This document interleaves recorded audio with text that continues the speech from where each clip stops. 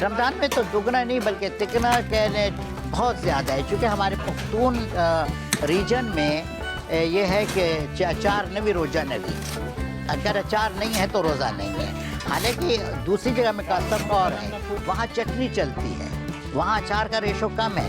یہ اتنا ہے کہ عام دنوں میں پورے پاکستان میں اور خیبر پختونخوا میں ایک ہی رمضان میں۔ میرا نام سید عبدالرزاق ہے اور میرا تعلق اسی مردان سے ہی ہے۔ سر ایسا تھا کہ جب میں اپنی جسمانی حالت کو دیکھتا تھا تو میں ہمیشہ اللہ سے ایک دعا کرتا تھا کہ اللہ مجھے ایسا کام دے کہ میں اس کو کر سکوں، کیونکہ میں ہیوی کام نہیں کر سکتا تھا۔ تو شکر ہے اللہ تعالیٰ نے یہ کام دیا۔ یہ 1977 کی بات ہے۔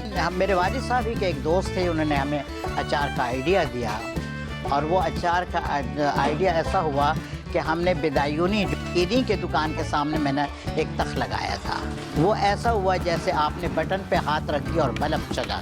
سب سے بڑی بات تو یہ ہے میں نے کبھی 2 نمبر چیز نہیں خریدی ہے۔ اپنی طرف سے میں کوشش کرتا ہوں کہ میں اچھی چیز لوں، میرے سے 10 روپے زیادہ جائیں لیکن چیز مجھے اچھی ملے۔ اور ڈیلی ویجز تو یہ ہے کہ اب میں کیا بتاؤں، کبھی زیادہ کبھی کم۔ تو شکر ہے عام دنوں میں بھی اچھا ہے، حتیٰ کہ کرونا میں بھی اچھا رہا۔